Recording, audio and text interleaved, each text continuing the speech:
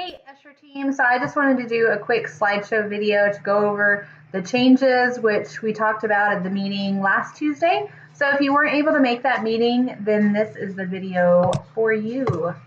So I'll just go ahead and jump right in. These are a couple of the goals that we placed in the job description.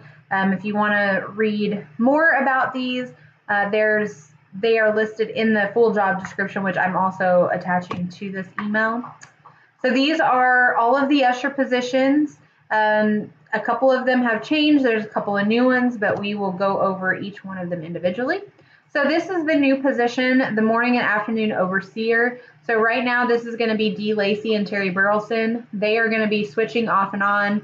One of them will be over the afternoon block and one will be over the morning block, and then they'll swap that. And so what that position is for is just a contact for the service lead. They'll oversee both services in the morning or afternoon block and just ensure that everything's running smoothly, everybody's where they're supposed to be and doing what they're supposed to be doing. And they're just really there to help out with anything that needs to be done, anything that the service lead should need. So the service lead, again, these are just changes, so make sure you do look over the job description for a full list of everything you're supposed to be doing. But these are the two main changes. You're going to be placing the ropes back on the last two rows of chairs in the middle section only, so you don't have to worry about doing those two outside sections any longer. That will be one of the usher's responsibilities. And then taking the attendance count after the sermon starts. We want to make sure we're doing that so that everybody is back in the auditorium. Anybody that's trickling in last minute, that we get them. So make sure you're not counting until after the sermon starts. These are just a few reminders for all Usher team members. So I'm just going to run through them real quick. You're supposed to arrive to your post no less than 15 minutes prior to service start time. Leave your post after resetting the auditorium for the next service, which we will talk about a little bit more in a minute. Genuinely greeting people with a smile as they enter the auditorium and asking them to fill from the front. Being prepared to serve as needed throughout the service, and then heading off any distractions such as crying infants. So we have a new card. We're calling it the baby card, and we are going to be passing that out at a designated time, which we'll talk about. And let's just go to the next slide. So this is the baby card. So it says, we love and believe in the next generation. That's why we have created a safe and fun environment for your child and living kids. Due to our live recording, if your child becomes a distraction, an usher will be happy to escort you to Living Kids check-in or to our quiet room, where you and your child can continue to enjoy today's message. Thank you for your understanding. So by giving this to the families that have babies in the service, our hope is that they will understand the expectation, and so if their child does start to cry, that they will hopefully go ahead and take them out. But if they don't, they should already be aware that somebody will be coming to escort them out. So should the need arise, you would just go to someone and tap them on the shoulder and, with an open hand, ask them to please follow you. And you would take them out to the lobby. And at that point, you'd either introduce them to the kids' check-in area or you would take them to the quiet room. You can kind of ask them to see, which they would rather do. So this is the door one, aisle one position. Again, the full job description is attached to the email, so please make sure you go through the entire thing, especially if you're new to the team. That way you are well aware of everything. But these are some of the changes. So prior to the service start time, it is open seating, which means we're not asking people how many do you have or guiding them to seats. We're simply welcoming them and asking them to please fill from the front. So we're no longer passing out programs at the door. Those will be placed in the seats. We're going to do every other chair with one, and we'll do all of the chairs in the auditorium that way.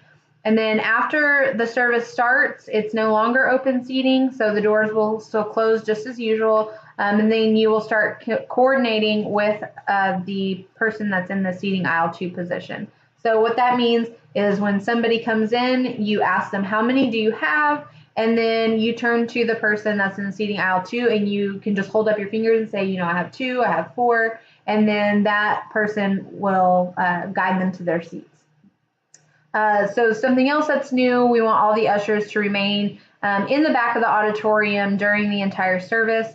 You do not have to stand. There are chairs usually along the walls back there, so if there's open chairs, you definitely can sit down. This is just so we're back there to watch for any distractions and take care of those as needed. And also we need people to catch the doors when people go out so they don't slam because they're pretty loud. So door 1, of course, will be blocked off, but there are 2 other doors in the auditorium that could slam. If this is a problem for anybody staying at the back of the auditorium, please get with me or Terry or Enrique and let us know, that this is a problem and why, and we can find a workaround for that.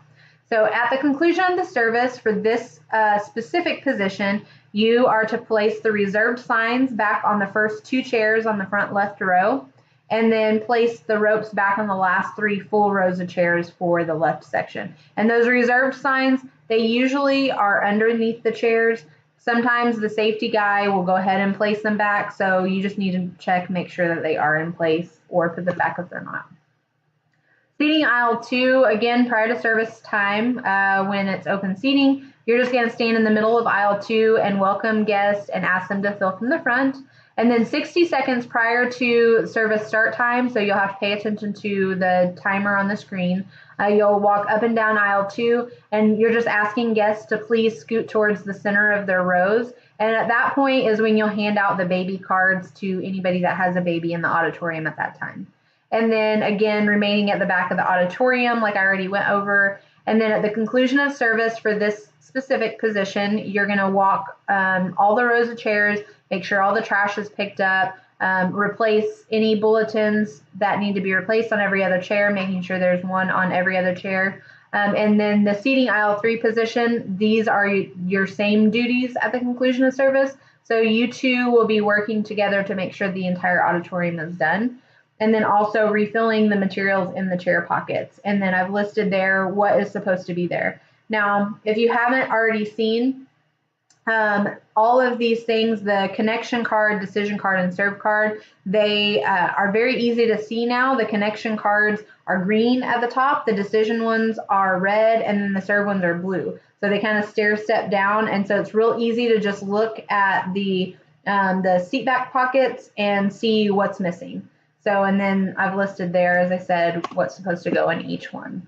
So the seating aisle 3 is exactly the same as seating aisle 2, except for you're in aisle 3. So I'm not going to go over all of that again, but it's the same. You're just in aisle 3 instead of 2. This position is pretty much the same as the door 1, aisle 1 position, except for you're at door 2. And then you have, of course, aisle 4.